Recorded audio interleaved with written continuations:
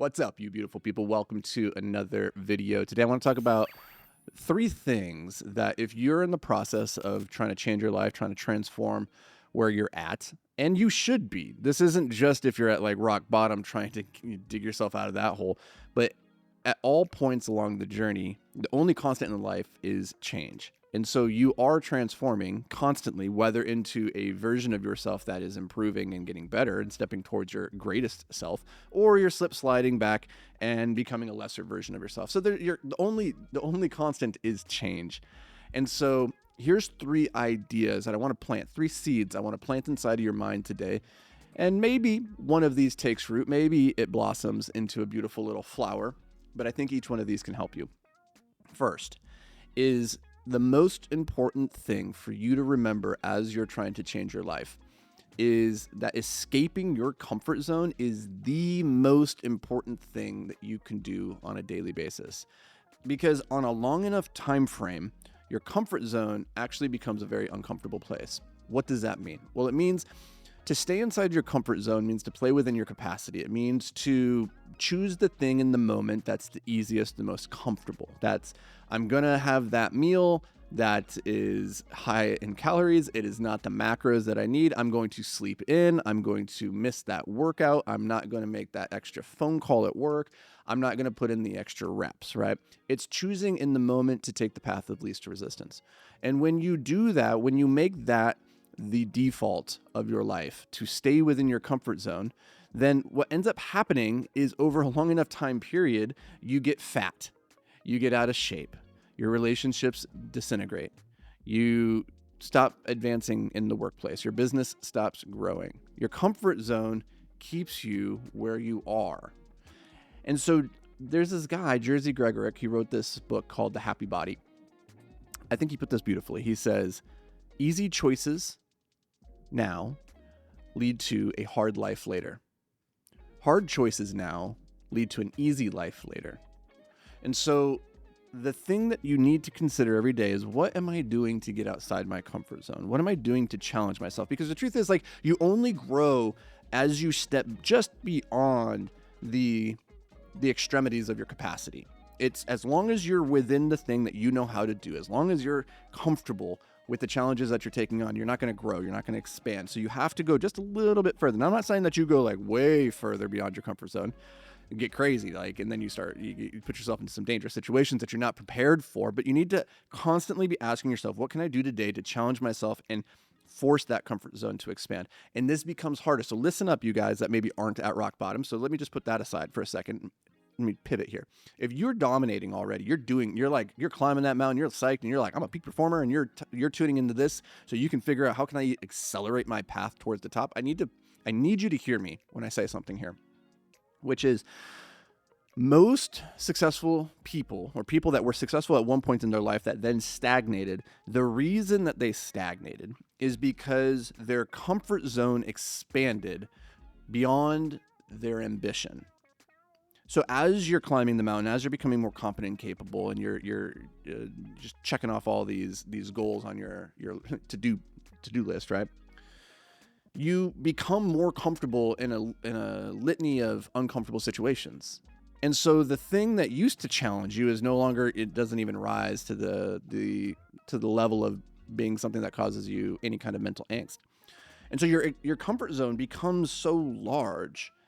And if your ambitions, if your desires, if your drive doesn't grow commensurate with that, then at some point your comfort zone outgrows it. And it becomes incredibly difficult then to find the extremity of your comfort zone, because your capacity is so big. And so you need to invest in ways to get outside your comfort zone. You need to be constantly asking yourself, what can I do? Because if you don't do that, the default is you're going to stay inside that zone. So that's the very first idea. Escaping your comfort zone every single day is the most important thing. Number 2, do not tell your goals to people who cannot or will not hold you accountable. Think about that. There's 2 camps here. There's one camp that says you should tell everybody your goals, public accountability. That's a great thing. The other side of this is that you should tell nobody your goals. Move in silence. Keep them to yourself. Let your actions speak for you.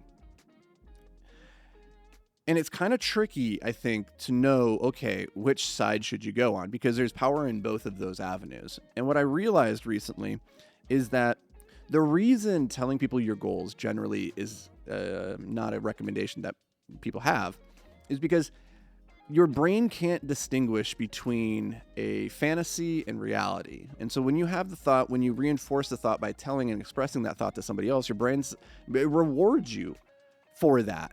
And so when you tell somebody your goal, your brain goes, you have a goal. Look at us. You're doing a thing. And this other person is probably going to validate you in some way. They're probably going to go, that's awesome. That's amazing. Yeah, that sounds cool. Like, sweet, do that. And you're like, yeah, I am going to do that thing. But you get the dopamine reward in that moment, despite the fact that you haven't actually done anything to move you towards the goal. And most people, you know them. You know these people. You might be one of them. You might have done this before. I know I have. Where you get so much validation from telling people your goals that it reduces the reason to even go after the goal in the first place. Because a lot of times the goals that we set for ourselves, like, I want to do this thing, we do it for social validation. But if we can get the social validation by just telling people what our goal was, and they'll go, oh, sweet, that's great, then why do the thing, right? Well, put that aside for a second and just let's assume that you actually do have something that you want to accomplish in your life beyond just for the social accolades. Like, there's something in you that actually, for your own purposes, like, I don't care what others think, I just want to do that thing because I think it would be dope. Well, the best thing that you could do is to share that goal with people who actually care, who actually will hold you accountable, because accountability is very hard to come by when it's just you. Like, if you don't have the self-control and the willpower to wake up every single morning and keep pushing yourself towards the goals, and there's always going to be days where you don't want to do that. But if you have the external accountability, like a coach or a mentor or just a friend who's like bought into your mission, this is why an accountability buddy, somebody who is also moving towards the same goal. So if you and your buddy are like, hey, we're going to lose 15 pounds, we're going to add on this muscle, we're going to go to the gym every day together. Now you've told somebody your goal who has the ability and the willingness to hold you accountable. But the problem that you need to avoid here is never tell your goals to people who cannot or will not hold you accountable. So if they don't have the ability to hold you accountable because you don't even care about their opinion. So for instance, telling your goal to strangers on social media, that doesn't help you. They can't hold you accountable.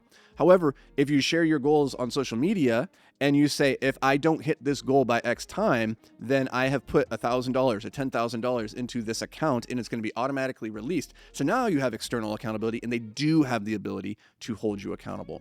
Now, the other side of this is do not tell your goals to people who will not hold you accountable. There's plenty of people like in your life, friends and family, that can hold you accountable.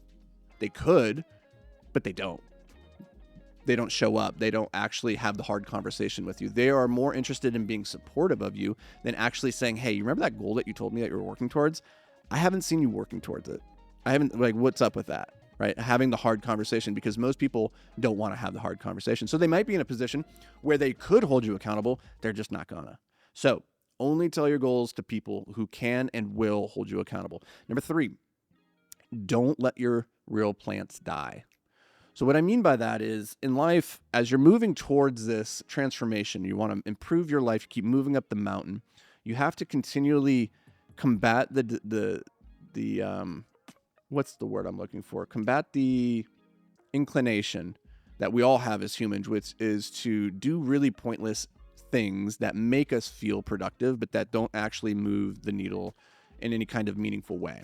So the example here is you're busy watering fake plants, and you're so busy watering those fake plants that the real plants in your garden, in your atrium, they're just withering, they're dying, they're not getting the nutrients that they need because your time is consumed doing the thing with excellence that didn't even need to be done in the first place. So as you're moving on this journey up the mountain towards whatever goal that you're going towards, get really crystal clear. What are my real plants? Like what needs the nutrients? What needs me to continue caring for it? And what are the things, what are the fake plants that I would be better off just throwing away, right? Because by throwing them away, and by throwing them away, what I mean is like give them to somebody else, delegate them, outsource them, or just remove the process entirely so that you're not even tempted. So a classic example of this is like checking your social media stats. So if you're building a business and you're like, okay, we're going to use social media as an engine to help us grow this thing, you're gonna find yourself getting sucked into stats quite easily. And that can take up a meaningful amount of time if you allow it.